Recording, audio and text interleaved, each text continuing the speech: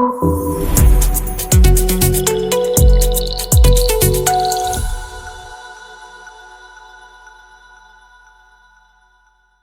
vous souhaite heureuse année et que tous les vœux les plus profonds de votre cœur, le Seigneur les entend pour vous et qu'il mette un tampon spécial. Nous allons donc ouvrir Psaume 148, c'est le test du jour. Psaume 148, donc ce n'est que 14 versets, nous allons les exploiter. Ouvrez donc Psaume 148 et nous allons lire depuis la chair ici.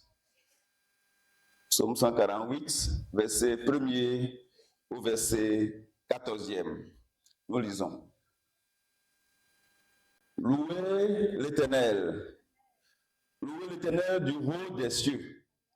Louez-le dans les lieux élevés. Louez-le, vous tous ses anges. Louez-le, vous toutes ses armées. Louez-le, soleil et lune. Louez-le, vous toutes étoiles lumineuses.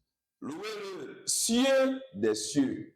Et vous, ô qui êtes au-dessus des cieux, qui louent le nom de l'Éternel, car il a commandé et ils ont été créés. Il les a affermis pour toujours et à perpétuité. Il a donné des lois et il ne les violera point.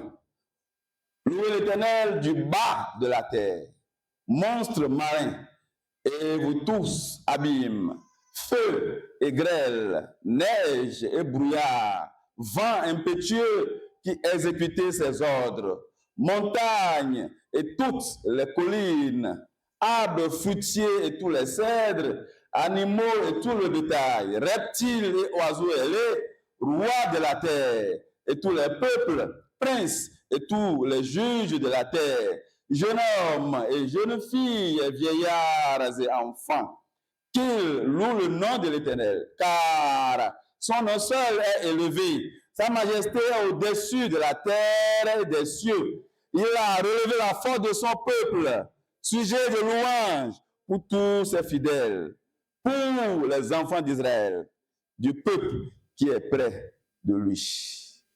Louez l'Éternel. Prions le Seigneur. Ce matin, Seigneur, nous voulons, Seigneur, nous confier en ta grâce pour que tu nous expliques toi-même les profondeurs de cette parole. C'est toi qui as la parole, c'est toi qui as le message, mais nous ne sommes qu'un canal, Seigneur. Viens maintenant, pendant que tu es là, et manifeste-toi puissamment au milieu de nous. Bénis les bien-aimés, tous ceux qui sont assis, Seigneur, que leur entendement soit vraiment ouvert et que l'esprit soit connecté, Seigneur. Nous prions pour chasser l'esprit de distraction au milieu de nous. L'esprit de sommeil au milieu de nous soit chassé, Seigneur. Oh, notre Père, l'esprit de murmure et de chuchotement soit chassé au milieu de nous. Donne-nous, Seigneur, la foi d'écouter jusqu'à la fin. Et bénis chacun de nous, Seigneur, qui sommes venus, Seigneur, ce matin, pour la gloire de ton nom. Merci, Seigneur, c'est au nom de Jésus que nous avons prié pour recevoir. Alléluia.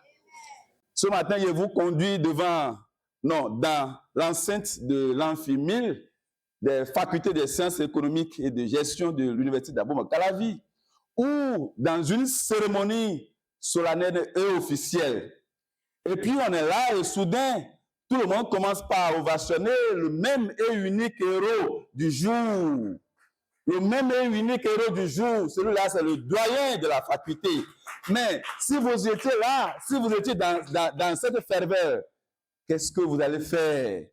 Vous ressentez cette énergie, cette unité, cette puissance du cri collectif. Donc, on est là et que le doyen commence par parler et que la rangée d'ici commence par ovationner. Celle-ci, toute la salle embrase la salle par des ovations. Parce que celui-là, c'est lui le seul héros unique du jour. Le psalmiste nous appelle à une louange encore plus grande. Donc, au-delà que nous sommes retrouvés de façon imaginaire dans notre amphithéâtre qu'on appelle amphi 1000, maintenant, au-delà de ça, celui qui a rédigé ce psaume, il nous appelle à quelque chose de plus grand, une louange plus grande. Et cette louange-là, c'est toute la création. Alléluia. C'est toute la création. Et je vais prendre le mot un à un. Vous allez voir que c'est toute la création. Alléluia. En effet, le psaume 148 dont nous voulons faire l'étude ce matin fait partie des derniers psaumes. Au fait, les psaumes sont classés par catégorie. Et de 145 jusqu'à 150, ces psaumes sont appelés les psaumes d'Alléluia. Donc, ce psaume 148 fait partie donc du dernier, les 6 derniers, qu'on appelle psaume d'Alléluia. Et ce psaume a été écrit pendant que donc, le peuple d'Israël revenait de l'exil. Donc, ils ont été en exil et ils sont de retour et ils sont entrés dans le temple.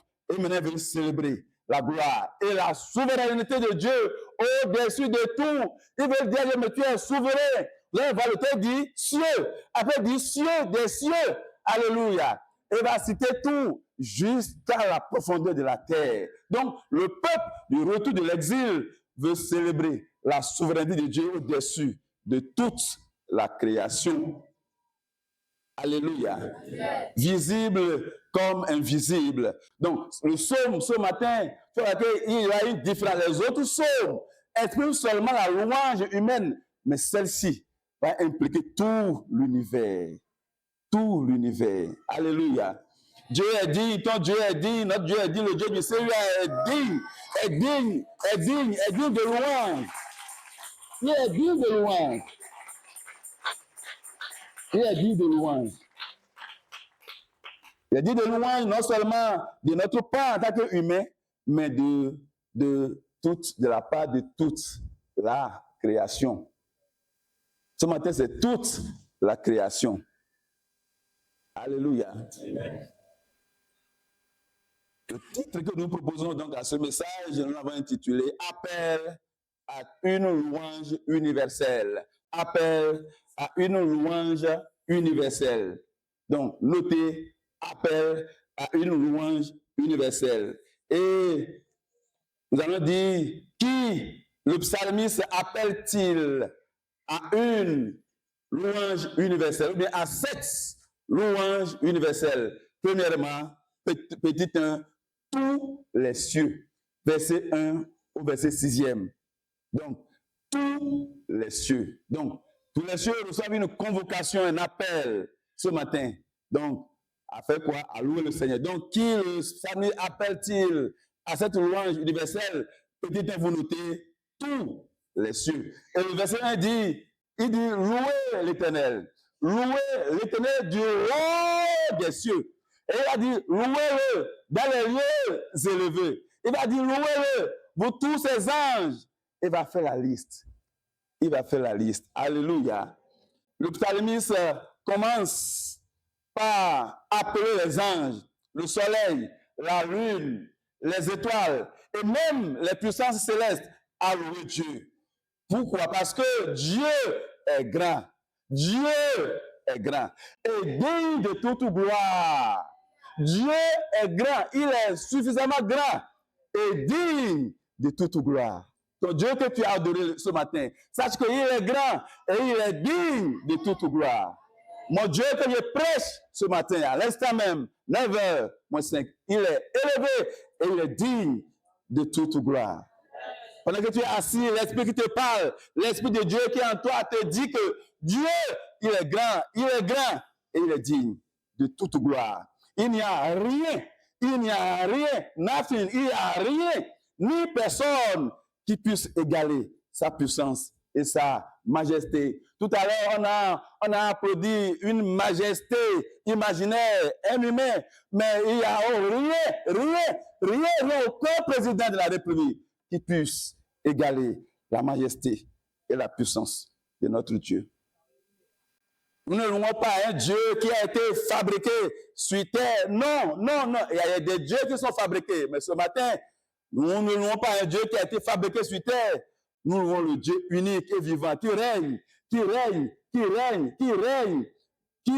depuis les cieux les plus élevés, les cieux les plus élevés, qui règne.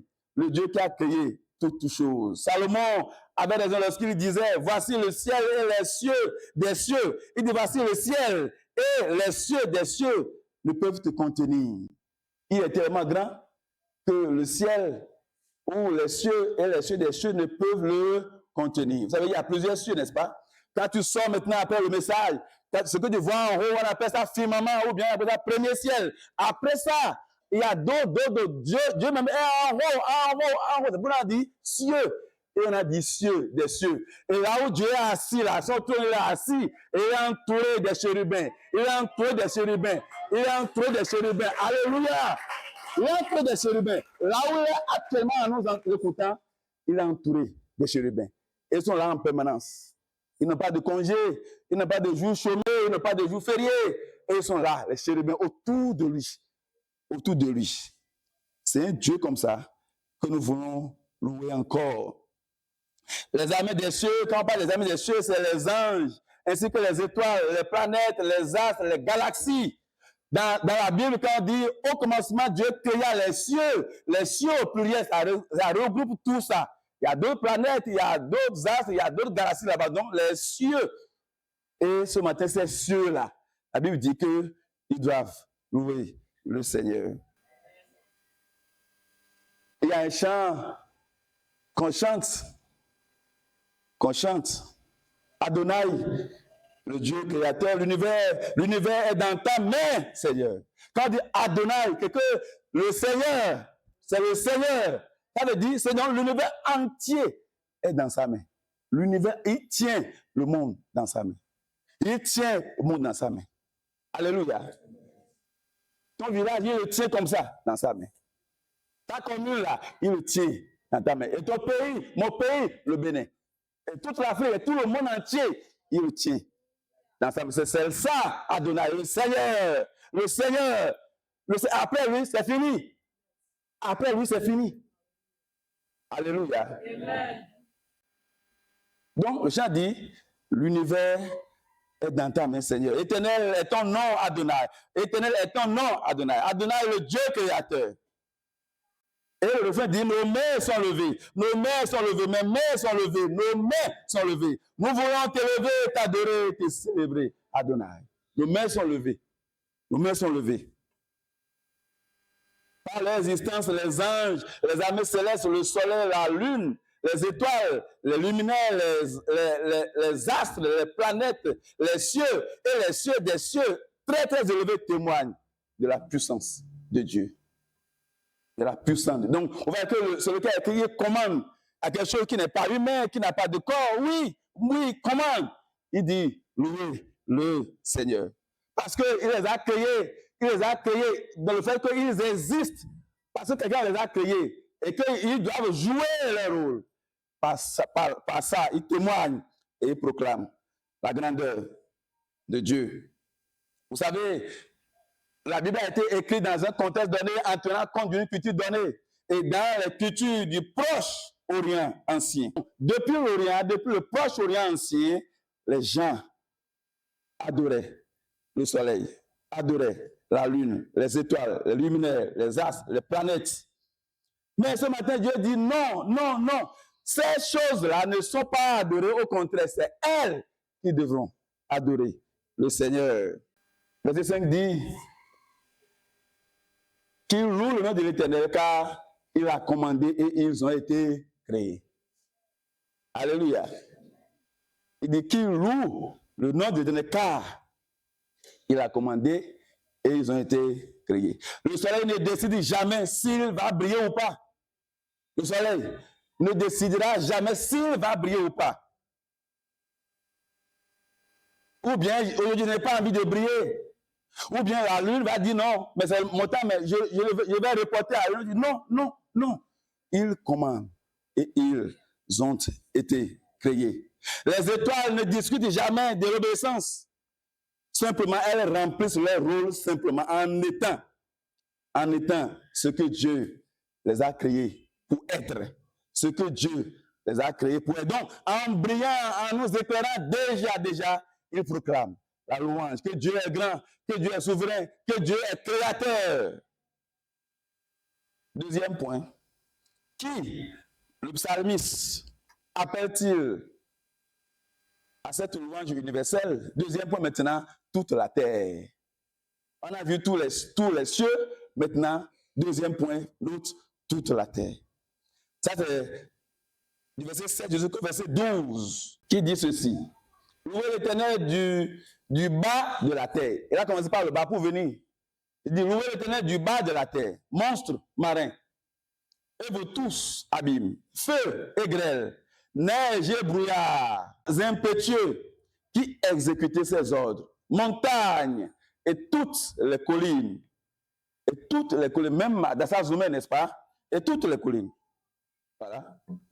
Des montagnes et toutes les collines, arbres fruitiers et tous les cèdres, animaux et tout le bétail, reptiles et oiseaux ailés, rois de la terre et tous les peuples, princes et tous les juges de la terre. Verset 12, jeune homme et jeune fille, vieillard et enfant. Est-ce que quelqu'un manque dans ce service-là maintenant? Dans le verset 7 à 12, toute la création terrestre est appelée à louer Dieu. Donc, je vous lis verset 7. Il dit, louez le Seigneur depuis le bas de la terre. D'accord? Et la liste commence par monstres marins et abîmes. Comment ils louent? Ils louent Dieu par leur puissance. Vous savez, en bas, dans l'océan, en bas là, il y a des animaux féroces. Alléluia.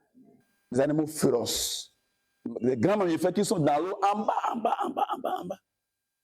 Donc, par leur puissance et leur immensité, ils rappellent que Dieu est plus grand. Que Dieu est plus grand. N'est-ce pas?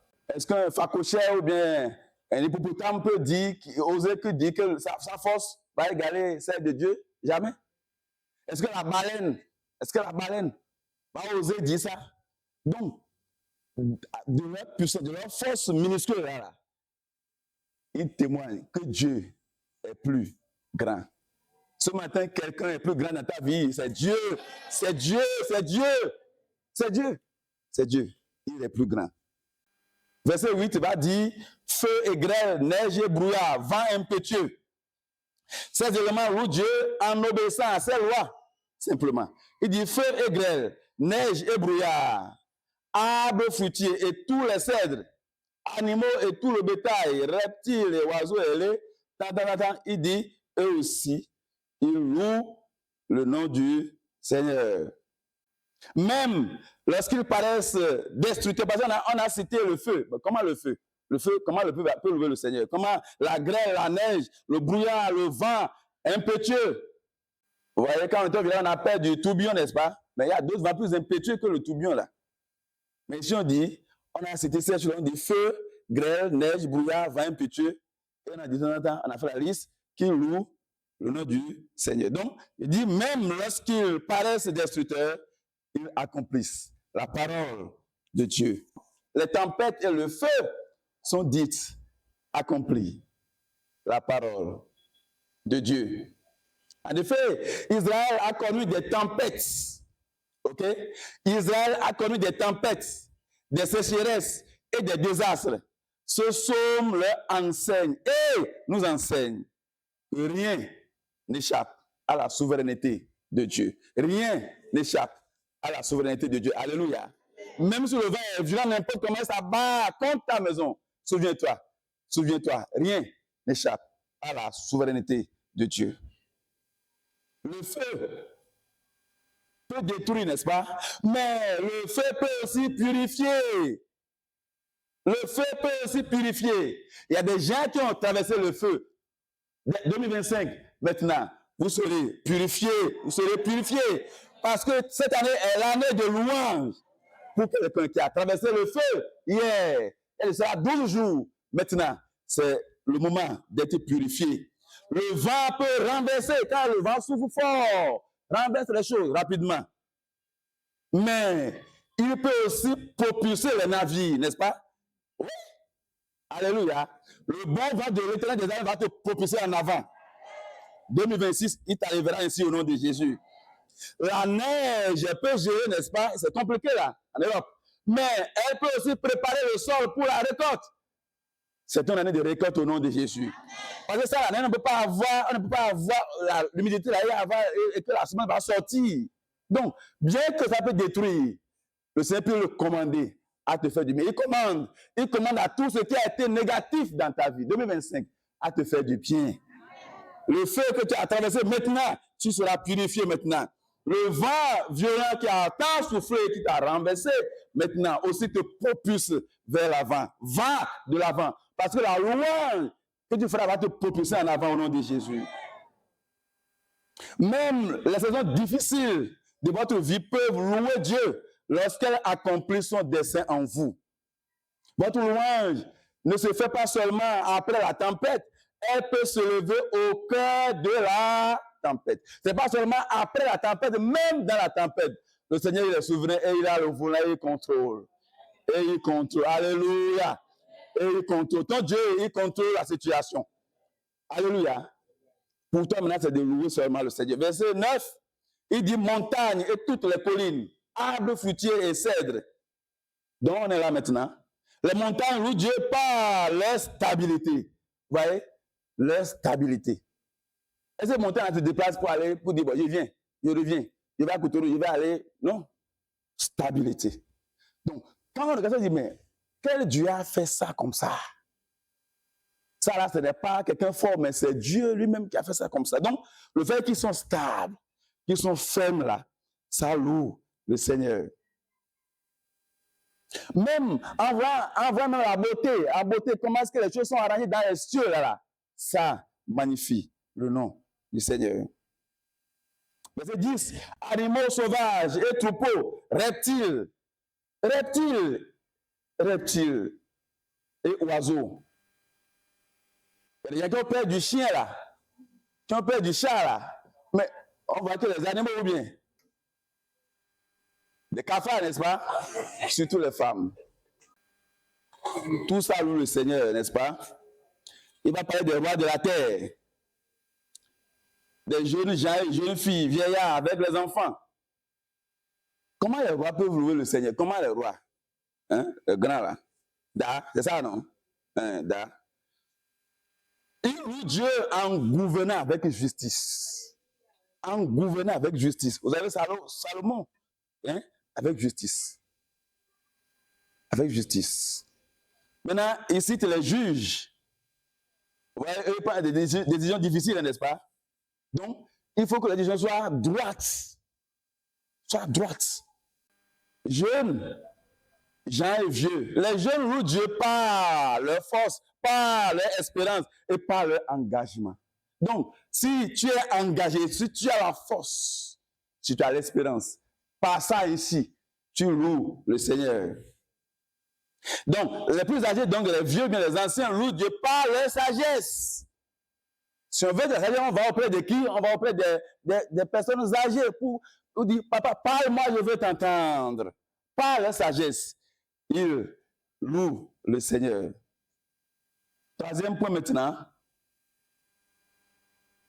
Qui le psalmiste appelle-t-il à cette louange universelle? Troisièmement, tous les rachetés. Tous les rachetés. Alléluia.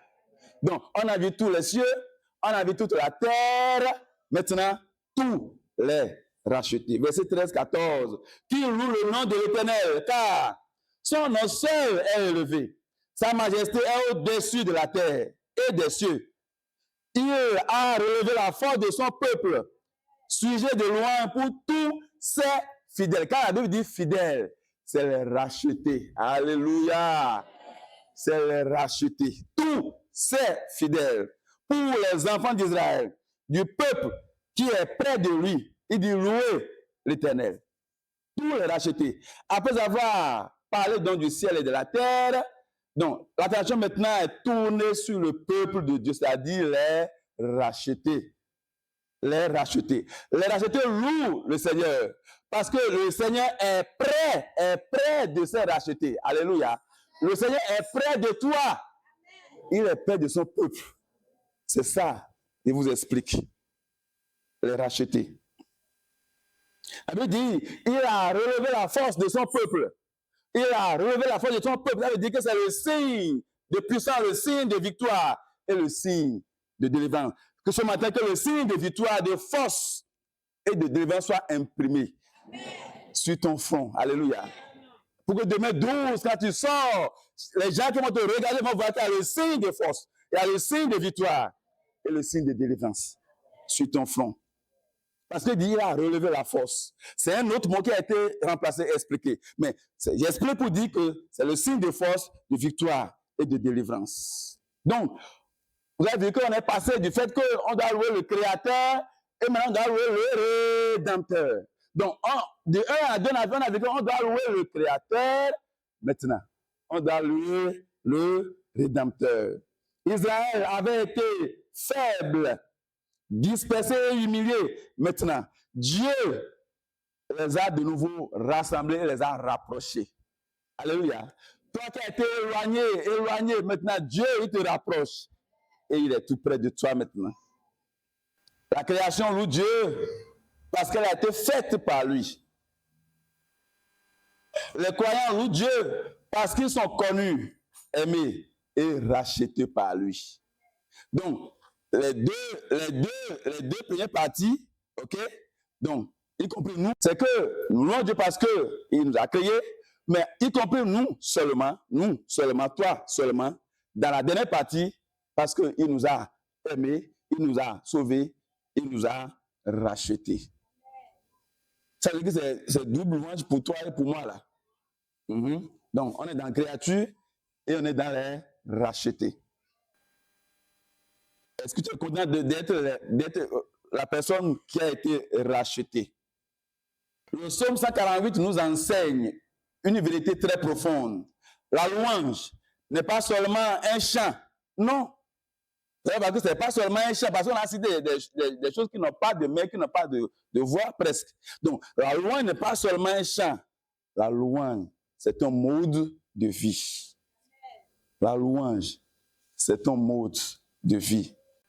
La louange part des cieux, traverse la terre et atteint chaque être humain. Donc, ça part depuis les cieux, ça traverse la terre et traverse chaque être humain. Tout dans l'univers est invité à proclamer sa grandeur.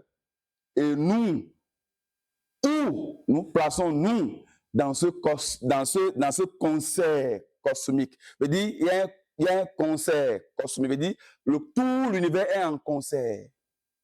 Et bien, j'ai vu le placement depuis là-bas jusqu'en bas, et nous qui sommes ici, tout l'univers est en concert. Maintenant, toi, tu te places où? Dans le concert de l'univers. Tu te places où? Dans le concert de l'univers. Lorsque nous refusons de louer, la création loue toujours. Le ciel loue toujours. Ça là, c'est clair. Voici la question qui vient. La question n'est pas de savoir si Dieu soit loué ou bien sera loué, mais si nous nous joindrons à cette louange-là. Parce que même si nous on ne fait rien, même si nous on se tait, même si nous on est réticent, on est négligent, on ne veut pas le faire, la création loue toujours. Le ciel loue toujours. Toujours. Voici, pour finir, le défi pratique et final. Le défi. Faites, cette semaine bien sûr, faites de votre maison un lieu de louange. Faites de votre lieu de travail un acte de louange. Un acte de louange. Et faites de votre souffrance, une louange de soumission. Et faites de votre succès une louange humble. Louons le Seigneur qui bénisse sa parole dans vos cœurs. Amen.